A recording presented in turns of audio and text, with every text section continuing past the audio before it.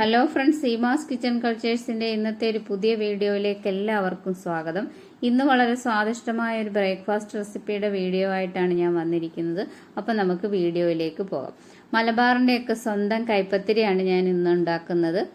അപ്പം ഞാനത് എൻ്റെതായ രീതിയിലാണ് ഉണ്ടാക്കുന്നത്. ഞാനൊരു 250 ഗ്രാം പച്ചരി കുതിർത്ത് ഊറ്റി വെച്ചിട്ടുണ്ടായിരുന്നു. അതിലേക്ക് ഒരു അരമുറി തേങ്ങയും ഒരു 6 ചെറിയ ഉള്ളിയും ഒരല്പം ജീരകവും ചേർത്ത് ഞാനൊന്ന് അരച്ചെടുക്കുകയാണ്. നമ്മൾ കുതിർത്ത അരി വെള്ളമൊക്കെ തോർന്നതിന് ശേഷം അധികം വെള്ളമൊന്നും ചേർക്കാതെ അരച്ചെടുത്തതാണിത്. സാധാരണ നമ്മൾ ഇടിയപ്പത്തിൻ്റെയൊക്കെ മാവ് വാട്ടിക്കുഴയ്ക്കുന്നത് പോലെ കുഴച്ചെടുത്തിട്ടാണ് കൈപ്പത്തിരി ഉണ്ടാക്കുന്നത്. ഞാൻ ഇങ്ങനെ ഒന്ന് ഉണ്ടാക്കി നോക്കിയതാണ്. അപ്പം നമ്മൾ ഉപ്പൊക്കെ ചേർത്തതിന് ശേഷം വാഴയിലയിൽ ഒരല്പം എണ്ണ തടവിയതിന് ശേഷം നമുക്ക് ഇതേപോലെ ഒന്ന് പരത്തിയടിക്കാം. നല്ല കട്ടിക്കും പരത്താം, അധികം കട്ടി വേണ്ടാത്തവർക്ക് കുറച്ച് മാവെടുത്ത് കട്ടി കുറച്ചും പരത്താം. എങ്ങനെ പരത്തി നമ്മളിത് ചുട്ടെടുത്താലും നല്ല രുചിയാണ് ഇത് കഴിക്കാൻ. തേങ്ങയുടെയും ജീരകവും ചെറിയ ഉള്ളിയൊക്കെ അരച്ചതിൻ്റെ നല്ലൊരു മണവും രുചിയും ഒക്കെ ഇതിനുണ്ട്. അപ്പം നമുക്ക് ഇനി ഇത് ചുട്ടെടുക്കാനായിട്ട് ഞാനൊരു ചട്ടി വെച്ചിട്ടുണ്ട്. നമ്മൾ ഓട്ടടയൊക്കെ ഉണ്ടാക്കുന്ന ചട്ടി ഉണ്ടല്ലോ, അത് നന്നായിട്ട് ചൂടായതിന് ശേഷം അതിലേക്ക് ഒരല്പം എണ്ണ തൂത്ത് അതിന് ശേഷമാണ് നമ്മളിത് വെക്കുന്നത്. ഞാനിതിപ്പോൾ ഇലയോടുകൂടി വെക്കുകയാണ്. നമ്മൾ ഇല കമത്തി ഇതിനകത്തേക്ക് തട്ടുകയും ചെയ്യാം. അപ്പോൾ ആദ്യം നമുക്ക് ഇങ്ങനെ ഒന്ന് ഉണ്ടാക്കി നോക്കാം. ഇതിൻ്റെ പുറത്തൊരു ഇല വെച്ച് മൂടിയതിന് ശേഷം അതൊരല്പം ഒന്ന് വെന്ത് കഴിയുമ്പോൾ നമുക്കിത് മറിച്ചിടാം. അപ്പം ഇത് നമ്മുടെ അല്പം ഒന്ന് വെന്തിട്ടുണ്ട്. അപ്പം നമുക്കിത് ഇലയിൽ നിന്ന് നമുക്ക് ചട്ടിയിലേക്ക് കമത്തിയിട്ട് കൊടുക്കാം. നല്ല രുചിയാണ് ഇത് കഴിക്കാൻ. നമ്മൾ ബീഫ് കറിയോ ചിക്കൻ കറിയോ ഒക്കെ കൂട്ടി കഴിക്കാം. പിന്നെ തേങ്ങാപ്പാൽ ഒഴിച്ചും നമുക്കിത് കഴിക്കാം. അപ്പോൾ നമുക്കിനി അടുത്ത ഒരെണ്ണം കൂടെ പരത്തിയെടുക്കാം. അപ്പോൾ വാഴയിലയിൽ നല്ലോണം എണ്ണയൊക്കെ തടവിയതിന് ശേഷം കൈ ഒരല്പം നനച്ചതിന് ശേഷമാണ് നമ്മൾ നല്ല ഷേപ്പിൽ നമുക്കിത് ഇങ്ങനെ പരത്തിയെടുക്കാൻ പറ്റും. കൈ കൊണ്ട് നമ്മളിങ്ങനെ പരത്തിയതിന് ശേഷം നല്ലൊരു റൗണ്ട് ഷേപ്പാക്കി നമുക്ക് കൈ കൊണ്ട് തന്നെ അങ്ങനെ റൗണ്ട് ഷേപ്പാക്കി എടുക്കാം. ഇതാ കണ്ടില്ലേ, ഇതേപോലെ നമുക്ക് നല്ല റൗണ്ട് ഷേപ്പിലാക്കി എടുക്കാം. ഇനി ഇത് നമുക്കൊരു ഫ്രൈങ് പാനിലൊന്ന് ചുട്ടു നോക്കാം.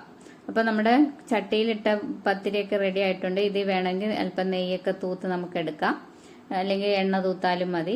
അപ്പം ഞാൻ അടുത്തതുണ്ടാക്കി ഞാനൊരു ഫ്രൈങ് പാനിലേക്ക് ഇലയോടുകൂടി കമത്തിയതാണ്. അതിനുശേഷം ഒരല്പം കഴിഞ്ഞ് നമുക്ക് ഇല എടുത്ത് മാറ്റാം. കണ്ടില്ലേ, ആദ്യമേ നമ്മൾ ഇലയോടുകൂടി കമത്തിയതിന് ശേഷം ഒരു മിനിറ്റൊക്കെ കഴിയുമ്പോൾ നമുക്ക് ആ ഇല എടുത്ത് മാറ്റാം. അപ്പോൾ അത് അവിടെ വേകുമ്പോഴത്തേക്ക് നമുക്ക് അടുത്ത ഒരെണ്ണം കൂടി ഉണ്ടാക്കാം.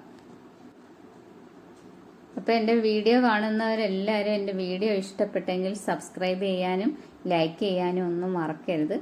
അപ്പം നല്ല രുചിയുള്ള കൈപ്പത്തിരി നമ്മുടെ ഇത് തിരിച്ചിട്ട് കൊടുക്കുകയാണ്. നമ്മുടെ പകുതി വെന്തിട്ടുണ്ട് ഒരു സൈഡ്.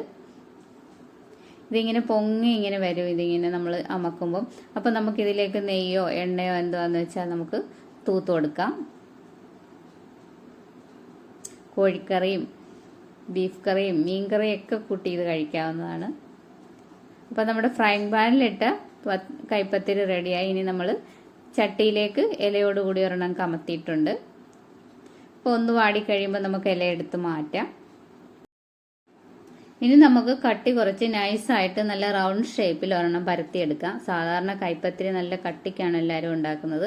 ഞാനിപ്പോൾ ഒന്ന് കട്ടി കുറച്ചൊരെണ്ണം ഉണ്ടാക്കിയതാണ്. അത് ഞാനൊരു ഫ്രൈങ് പാനിലേക്ക് വാഴയിലയോടുകൂടി കമർത്തിയിട്ടുണ്ട്. നമ്മളിങ്ങനെ ഉണ്ടാക്കുമ്പോൾ ഈ വാഴയിലയുടെ ഒരു മണവും കൂടി ഈ കൈപ്പത്തിരിക്ക് വരും. അപ്പോൾ അതിന് വേണ്ടിയിട്ടാണ് ഇങ്ങനെ ചെയ്യുന്നത്. വാഴയിലയുടെ മണം ഇഷ്ടമില്ലാത്തവർക്ക് അങ്ങനെ ചെയ്യണ്ട. അപ്പോൾ ഇലയൊന്ന് വാടിക്കഴിയുമ്പോൾ നമുക്കത് മാറ്റാം.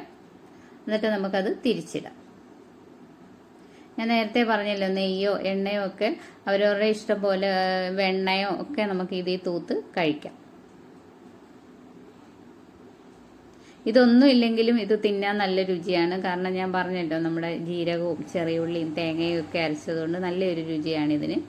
തേങ്ങാപ്പാൽ കൂട്ടി കഴിക്കാനും വളരെ നല്ലതാണ്. ഞാനിപ്പോൾ ഇന്നിവിടെ ബീഫ് കറിയും കൂട്ടിയാണ് ഇത് കഴിക്കുന്നത്. അപ്പോൾ എല്ലാവർക്കും ഈ വീഡിയോ ഇഷ്ടപ്പെട്ടെന്ന് വിചാരിക്കുന്നു. ഇഷ്ടപ്പെട്ടെങ്കിൽ സബ്സ്ക്രൈബ് ചെയ്യാനും ലൈക്ക് ചെയ്യാനും ഒന്നും മറക്കരുത്. താങ്ക്